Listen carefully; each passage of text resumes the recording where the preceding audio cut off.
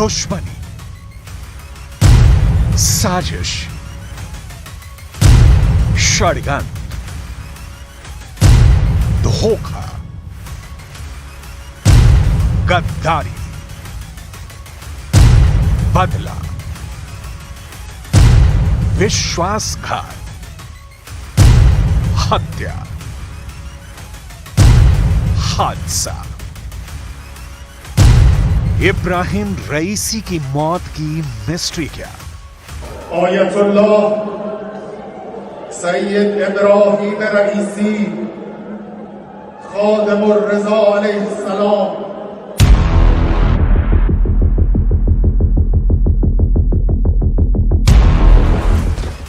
क्यों गिरा रईसी का हेलीकॉप्टर?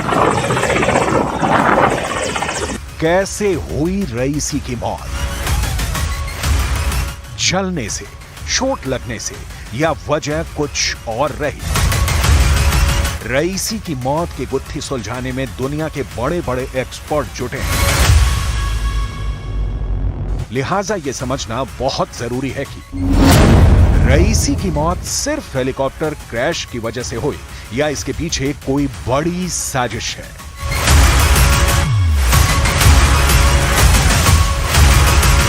ईरान के राष्ट्रपति इब्राहिम रईसी की मौत को लेकर इस वक्त दुनिया भर में कई थ्योरी चल रही है और हर थ्योरी के पीछे कारण गिनाए जा रहे हैं। हम उन 5 बड़ी थ्योरी को दिखाने जा रहे हैं जिसमें रईसी की मौत की वजह का A to Z जवाब आपको मिल जाएगा। लेकिन उसके पहले वो 5 सवाल जो साजिश और शंका की गुंजाइश पैदा करते हैं। पहला सवाल, बेल 212 हेलीकॉप्टर से सफर क्यों? दूसरा, लंबी फ्लाइट के लिए MI-17 से क्यों नहीं गए? तीसरा सवाल, ईरान के खिलाफ दुश्मन ने बड़ी साजिश रची। चौथा सवाल, खराब मौसम की जानकारी थी, फिर क्यों टेक ऑफ? और पांचवा सवाल, लेकिन सबसे बड़ा, कि कहीं इंटरनेशनल या फिर इंटरनल साजिश के शिकार तो नहीं हुए ईरान के राष्ट्रपति इब्राहिम रईसी?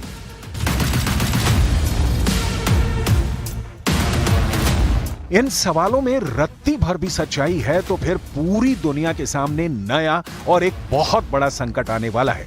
इस संकट की डिटेल आपको आगे दिखाएंगे। अभी उन थ्योरी को देखते हैं जो रईसी की रहस्यमयी मौत से पर्दा उठाएगी। साजिश की थ्योरी नंबर 1। एक बेहद सामान्य लेकिन बहुत मजबूत सवाल उठ रहा है कि मौसम खराब था, कोहरा था, धुंध थी, लेकिन फिर भी रईसी का हेलीकॉप्टर टेक ऑफ क्यों हुआ? इसे एनिमेशन के जरिए समझते हैं।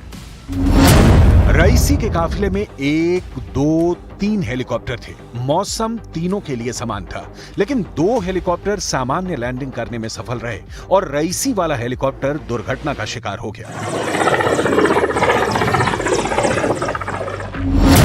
सवाल है, कैसे?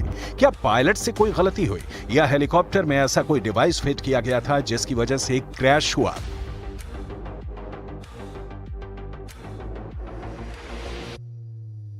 इस सवाल की तह तक जाने के लिए अजरबैजान से ईरान के रिश्ते को समझना होगा, जहां से रईसी का हेलीकॉप्टर टेक ऑफ हुआ। अजरबैजान ईरान की तरह ही शिया बहुल देश है, लेकिन अजरबैजान के रिश्ते ईरान से ज्यादा इजराइल से मजबूत रहे हैं।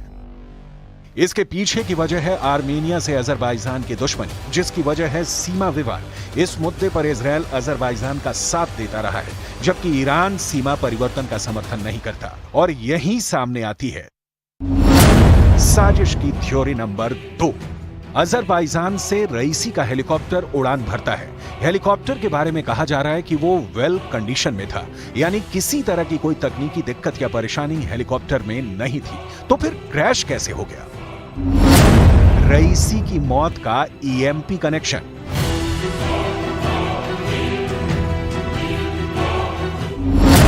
EMP मतलब electromagnetic pulse weapons. Electromagnetic pulse cannon से निकली तरंगों का इस्तेमाल करता है। ये एक सुपर शक्तिशाली माइक्रोवेव सिस्टम का उपयोग करता है। ईएमपी से निकली ऊर्जा इलेक्ट्रॉनिक उपकरणों जैसे ड्रोन में वोल्टेज वृद्धि का कारण बनती है। इससे पहले कि ड्रोन या कोई दूसरा इलेक्ट्रॉनिक उपकरण अपने तापमान को नियंत्रित कर सके, ये इलेक्ट्रोमैग्नेटिक पल्स वेपन उसे बेकार बना देता है। तो क्या अजरबैजान में रईसी के हेलीकॉप्टर के टेक ऑफ के पहले उसमें ईएमपी फिट किया गया या ईएमपी के जरिए हेलीकॉप्टर को उड़ा दिया गया?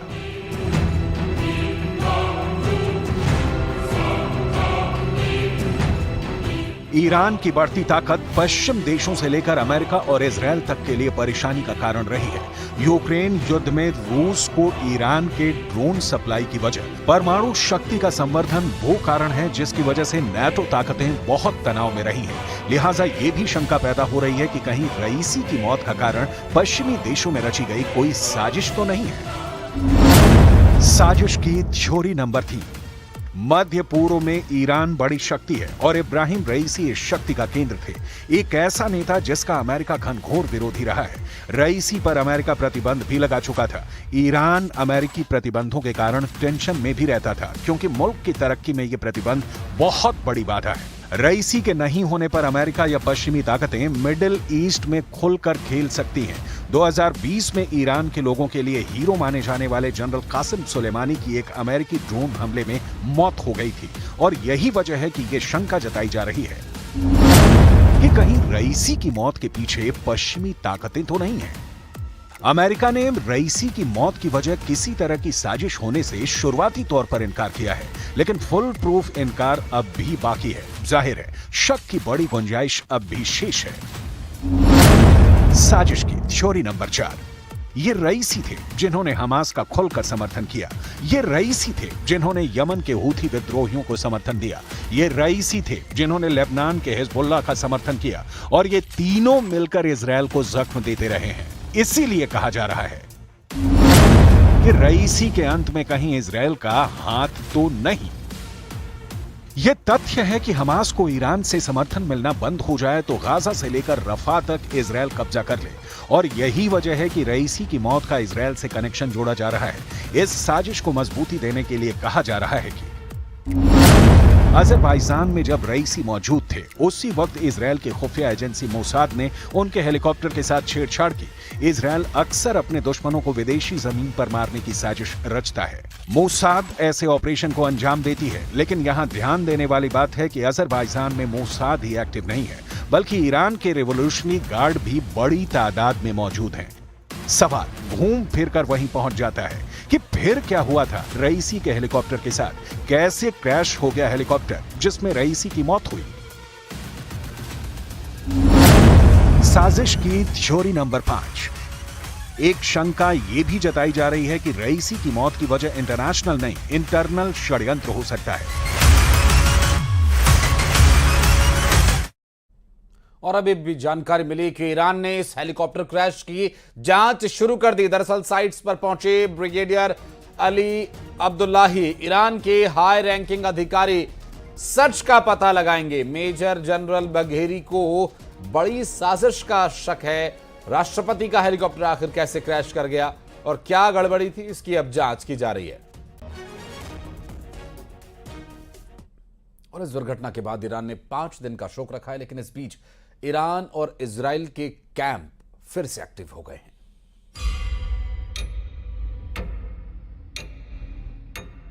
19 मई 2024 पूरी दुनिया में इब्राहिम रईसी का हेलीकॉप्टर गायब होने की खबर ऐसी फैली जिसने पूरी दुनिया को हिलाकर रख दिया। ठीक 3 जनवरी 2020 की तरह जब ईरान के जनरल कासिम सुलेमानी की मौत ने बहुत बड़े युद्ध का खतरा पैदा कर दिया था। क्या रईसी की मौत एक बड़े युद्ध की दस्तक है? क्या रईसी का हेलीकॉप्टर क्रैश वर्ल्ड वॉर का लॉन्चिंग पॉइंट है? बात बहुत गंभीर है, क्योंकि एक देश के राष्ट्रपति की मौत हुई है।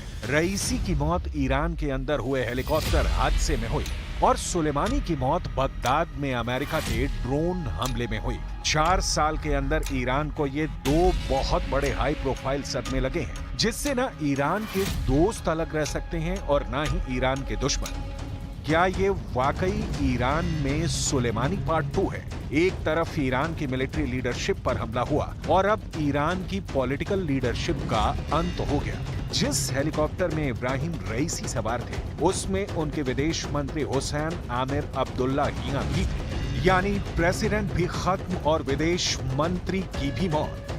ईरान के प्रेसिडेंशियल हेलीकॉप्टर क्रैश में राष्ट्रपति और विदेश मंत्री समेत 8 लोगों की मौत हुई है। पूरा ईरान मातम मना रहा है। अब यह हादसा है या साजिश? सवाल लगातार उठ रहे हैं। एक देश के राष्ट्रपति और विदेश मंत्री का ऐसे हादसे में मारा जाना, ये बात किसी के हलक के नीचे नहीं उतर रही।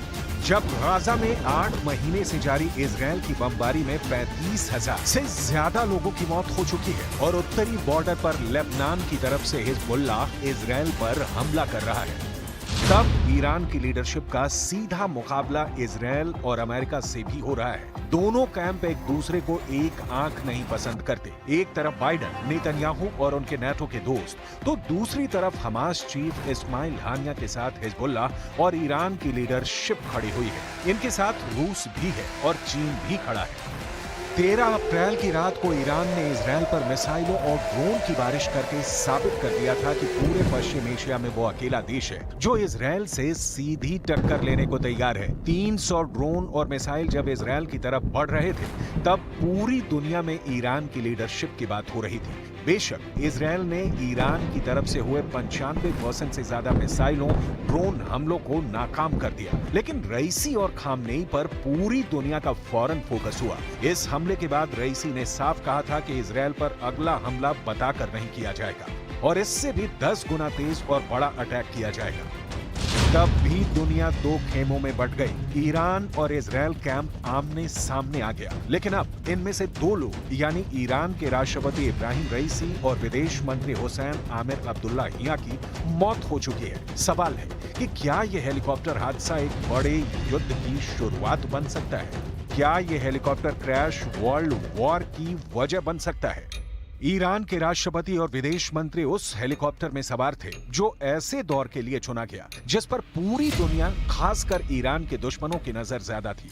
ईरान के राष्ट्रपति रईसी अपने पड़ोसी अजरबैजान में किज कलासी और खोदा फरीन बांध का उद्घाटन करने गए थे। ये उस वक्त का वीडियो बताया जा रहा है जब रईसी और बाकी लोग उद्घाटन वाली जगह हेलीकॉप्टर से जा रहे थे। ऐसा कम ही होता है जब ईरान या बाकी देश की टॉप लीडरशिप विमान या हेलीकॉप्टर में साथ चलती है। इस वीडियो में रईसी भी हैं और विदेश मंत्री अब्दुल्लाहियां भी। इस उद्घाटन के बाद वो वापस ईरान के तबरीज शहर की तरफ जा रहे थे। रईसी बेल कंपनी के UE-212 हेलीकॉप्टर पर सवार थे, लेकिन रास्ते में ही उनका हेलीकॉप्टर क्रैश हो गया। जहां हेलीकॉप्टर गिरा वो जगह तबरीज शहर से 50 किलोमीटर दूर वर्जे कान शहर के पास है। इस हेलीकॉप्टर क्रैश को लेकर थ्योरी बहुत सी सामने आ रही है। همونطور که مشاهده میکنین بنده الان دقیقاً جایی هستم که بالگرد حامل آقای رئیس جمهور و همراهانشون در اینجا دچار سانحه شده.